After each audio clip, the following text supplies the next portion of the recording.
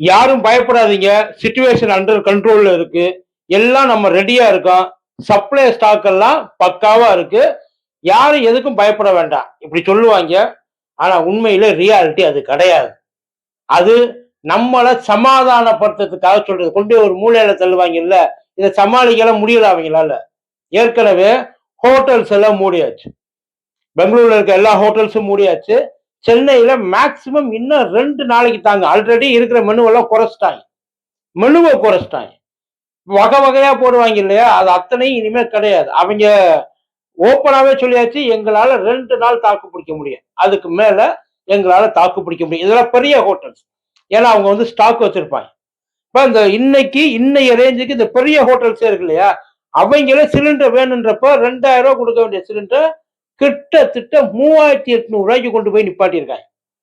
அப்படி ரூ. 3800 மேல கொடுக்கவும் ரெடியா இருக்க ஹோட்டல்ஸுக்கு சிலிண்டர் கிடைக்கல. ஏன் அப்படின்னா ஐஓசி இருக்கு இல்லையா? அங்கிருந்து தான் வந்து நமக்கு எல்லாத்துக்கும் சப்ளை ஆகும். அந்த ஐஓசியில வணிக பயன்பாட்டுக்கான அந்த 19 கிலோ வந்து முடிச்சுட்டாங்க. வேண்டாம் இதை பண்ணாதீங்க. ஏன்னா ப்ரியாரிட்டி இப்பதான் கணக்கெடுக்க ஆரம்பிச்சிருக்காங்க எல்லா ஸ்டேட்லயும். எவ்வளவு எரிவாயு இருக்கு, எவ்வளவு நம்மளால சமாளிக்க முடியும், எத்தனை நாளைக்கு உங்களால சமாளிக்க முடியும். இது ஆரம்பிக்கிறப்ப அங்க பிரச்சனையா இருக்கிறப்ப 75 நாள் எங்களுக்கு எந்த பிரச்சனையும் கிடையாது. கையிருப்பு இருக்கு. சொன்னது யார் தெரியுமா? நம்ம கவர்மெண்ட். அபிஷியலா பொய் சொல்லியிருக்காங்க. பச்சையா பொய் சொல்லியிருக்காங்க. எல்லாருமே சேர்ந்து நம்மளை ஏமாத்திருக்காங்க. 75 நாள்னாங்க. எந்த கவலையும் கிடையாது. பொருளைய நம்பாதீங்க, வதந்திய நம்பாதீங்க.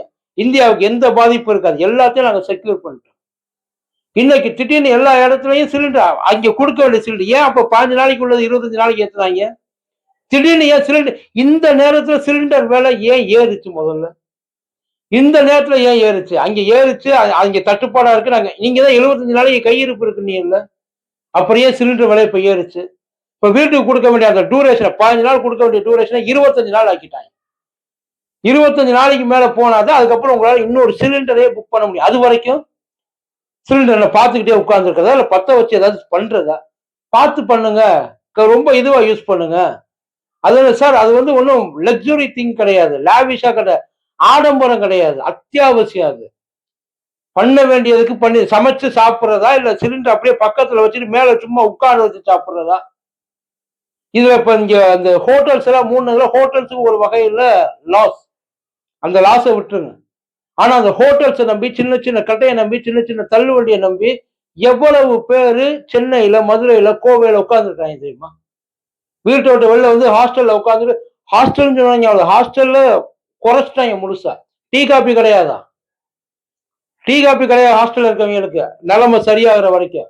சாம்பார் சட்னி சாம்பார் கிடையாது, குருமா கிடையாது, சப்பாத்தி கிடையாது, தோசை கிடையாது. போறத இருக்கிறத ஏதோ ஒன்று சாப்பிட்டு மிக்சியில் அரைச்சு சட்னி மட்டும் கொடுப்போம். சட்னியை மட்டும் சொட்டு தின்ட்டு கடை. எப்பேற்பட்ட ஒரு இக்கட்டான சூழ்நிலை கொண்டு போயிட்டு இருக்கு. இப்ப இதுவாவது பரவாயில்ல, ஹாஸ்டல்ல இருக்கிறவங்களுக்கு ஏதோ ஒண்ணு கிடைச்சது. அந்த ஹாஸ்டல் இல்லாம வெளியில ரூம் எடுத்து தங்கி இருக்கிறவங்களுக்கு ஒவ்வொரு ரூம்லயும் 5-6 பேர் உட்கார்ந்துருக்கான். ஒரு இண்டக்ஷன் ஸ்டவ் வாங்கி எத்தனை பேருக்கு சமைப்பிய? அவன் நிலைமையெல்லாம் என்ன? அவன் வேலையை விட்டு போக முடியுமா? வேலையை விட்டு போறேன்னு சொன்னா அங்க விடுவாங்களா? இதுல இந்த முன்னுரிமை எல்லாம் கொடுக்குறாங்களா? ஹாஸ்பிட்டலுக்கு முன்னுரிமை, கல்வி நிலையங்களுக்கு முன்னுரிமை, எல்லாம் ஓகே. அப்ப கேட்காம இருக்க அப்ப அவங்க காசு இருந்து சோத்து கலைய விட்டீங்கல்ல எல்லாரும். இப்ப எல்லாரும் பேனிக். நீ பேனிக் ஆவாதன்ற பேனிக் ஆகி தான் கிடக்குறாங்க. அவங்க மூடுறத பார்த்தா சிச்சுவேஷன் வெளியில தெரியுது இல்ல. ஹோட்டல்காரெல்லாம் கடந்து முழிக்கிற ஒண்ணு இல்ல. ஹோட்டலை விடுங்க, டீ கடை இனிமேல் என்ன ஆகுமா? அவனால 4000 கொடுத்து சிலிண்டர் வாங்க முடியுமா? அப்படி 4000 கொடுத்து சிலிண்டர் வாங்கினா டீ எவ்வளவு 25 விற்பானா? காபி 50 விற்பானா? ரோட்டோரமா இருக்க டீ கடை, தள்ளுவண்டி கடை, அந்த பங்கு கடை, அவங்க எல்லாம் என்ன பண்ணுவாங்க? இவங்க அத்தனை முன்கூட்டியே ஏதாச்சும் ஒரு விஷயத்த சொல்லி இருந்திருக்கலாம்ல. இந்த மாதிரி சிச்சுவேஷன் வரும். அந்த சிச்சுவேஷன்ல ப்ரிப்பேர் ஆக திடீர்னு வந்து இல்ல மொத்தமா கட்டு. எப்படி சர்வை பண்ணுவான்? அவன் எப்படி பிளான் பண்ணுவான்? இதுல அதை நம்பி பொழப்பு ஓட்டுறவங்க 10 நாள் மூடி கிடக்குன்னு வைங்க. ஒரு பேச்சுக்கு 10 நாள் கடையெல்லாம் மூடிட்டாங்க. வேலை பார்க்கறவனுக்கு சம்பளம் போச்சு. அந்த கடையை நடத்துறவனுக்கு அந்த வருமானம் போச்சு. நான் பெரிய பெரிய கடைகளை சொல்ல அவங்க சர்வை பண்ணுவாங்க. இன்னும் சொல்ல போனா அவங்களுக்கு குறைஞ்சபட்சம் அங்க வேலை பார்க்கறவங்களுக்கு பாதி சம்பளம்னாலும் கொடுப்பாங்க. ஆனா அதை நம்பி டெய்லி கந்துவட்டி கடன் வாங்கி வச்சிருப்பான் சார். டெய்லி ரொட்டேஷனுக்கு காசு வாங்கி வச்சிருப்பான். அவனுக்கு கொடுக்கல. நீ வேலை பாரு பார்க்காத, அதை பத்தி எனக்கு கவலை இல்லை. கடை திறக்காத, எனக்கு வேணுன்ற காசு எனக்கு வரணும் கேட்பான்ல. என்டையர் எக்கானமியே கொலாப்ஸ் ஆகி கிடக்கு உள்ளுக்குள்ள. வெறும் இத்தோட நின்றாது. இந்த எரிவாயுன்றது சோத்து பிரச்சனை இல்ல. எல்லா பிரச்சனையும் சேர்ந்ததுதான் இது. தக்காளில இருந்து தங்க வரையும், வெண்டைக்காயில இருந்து வெள்ளி வரைக்கும் எல்லாம் ஏறும். எல்லாம் ஏறும். இத்தனை நாள் என்ன புடிங்கிட்டு வந்தாங்க. யோசிச்சு பாரு சார். திடீர்னு கொண்டாந்து தள்ளி விட்டு உனக்கு ஒண்ணுமே இல்ல. முடிஞ்சா சர்வே பண்ணு. செத்து போனாலும் பரவாயில்ல முடிவு பண்ணிட்டீங்களா சார்? இப்படி ஒரு கேவலமான கவர்மெண்ட். இந்த மெஷர்மெண்ட்ஸ் எப்ப எடுத்திருக்கணும்? எப்ப இதெல்லாம் செக்யூர் பண்ணிருக்கணும்? எதோ அளவு வச்சு 75 நாளைக்கு எங்க கிட்ட இருப்பு இருக்குன்னு எந்த இதுல சொன்னீங்க? யாரு எங்களுக்கு எங்களுக்கு ஒரு இளவும் தெரியாது. அதனால உங்களை தேர்ந்தெடுத்துருக்க. நீங்க எல்லாத்தையும் பக்காவா பண்ணுவீங்கட்டு. குறைஞ்சபட்சம் பசி சாவு, இப்ப பட்டி சாவு வரப்போதான். அவன் ஊருக்கு ஓடி போறான். ஊருக்கு ஓடி போனா அவங்க வேலை பார்க்கறதுக்கு யார் இருப்பா? அவங்க அந்த அந்த கம்பெனிஸ்ல அவங்க என்ன பண்ணுவாங்க? அத்தனை பேருக்கு சமைச்சு போட முடியுமா? அத்தனை பேர் சமைச்சு போடுறது அவனுக்கு சிலிண்டர் வேணும்ல. அவன் எங்கேருந்து போயிட்டு அதை பியர் பண்ணிக்குவான். அதுக்கு இது பண்றதுக்கு ஏதாச்சும் உங்களுக்கு உண்டா? எல்லாத்தையும் எவ்வளவு கேர்லெஸ்ஸா பண்ணிட்டு போயிருக்காங்க சார். சிலிண்டர் இப்ப கச்சா எண்ணெய் $120. $120 கிட்டத்தட்ட சாவறதுக்கு சமம். அது எங்க போய் நிக்கிது? மறுபடியும் உள்ள வருமா? மறுபடியும் இது இயல்பு நிலைக்கு திரும்ப எப்ப மாறும்? ஒரு இளவு விரைவில் மாறும். விரைவில் மாறும். எப்ப விரைவில் மாறும்? அவங்க சௌரியத்துக்கு அவங்க ஏதோ ஒண்ணு அடிச்சுக்கிறாங்க. கடைசியில எல்லாம் நமக்கு மட்டும் இல்ல, என்டையர் வேர்ல்டுக்கே பிரச்சனை. மத்த வேர்ல்டுல அதுக்கு ப்ரிப்பேர் ஆயிருக்கான்னு தெரியல. ஆனா நம்ம ப்ரிப்பேர் ஆகலன்றதுதான் விஷயம். எல்லா இடத்துலயும் குறைச்சிட்டாங்க. ஒரு இடத்துலயும் ஓடாது. அவசரத்துக்கு எவனாச்சும் போட்டு போய் சிலிண்டர் திருட போறாங்க சார். அதான் நடக்க போகுது. வேணா பாருங்க. வெடிக்காம அதை வெடிச்சு ஏற்படுத்த சேதத்தை விட வெடிக்காம ஏற்படுத்த சேதம் தான் ரொம்ப அதிகம்.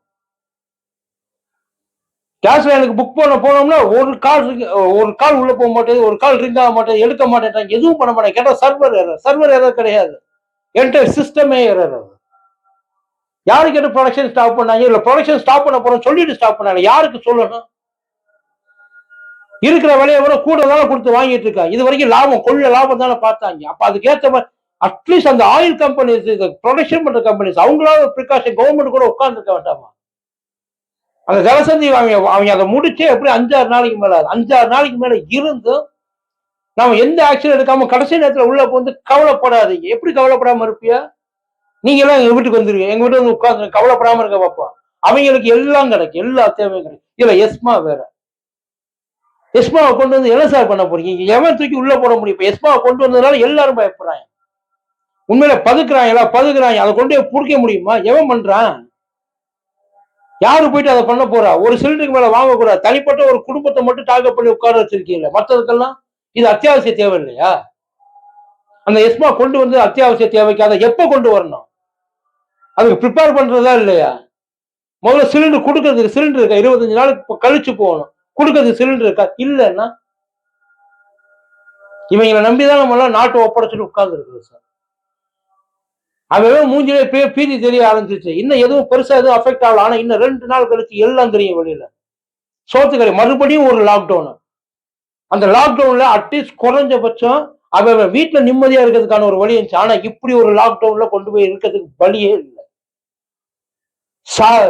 அவன் உசுர கையில பிடிச்சிட்டு உட்கார்ந்து இருக்க. அவசரத்துக்கு ஒரு டீ குடிக்கணும். அவசரத்துக்கு வேற ஏதாச்சும் ஒரு பண்ணி சாப்பிடணும்.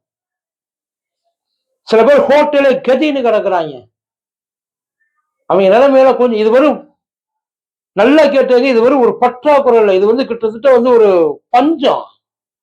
சோத்துக்கு எல்லாம் இருந்து கையில காசு இருக்கு, பொருள் இருக்கு, எல்லாம் இருக்கு. ஆனா சோற திங்க முடியல அப்படின்றப்ப என்ன பண்ணுவீங்க? வக்கமா இல்லையா சார்?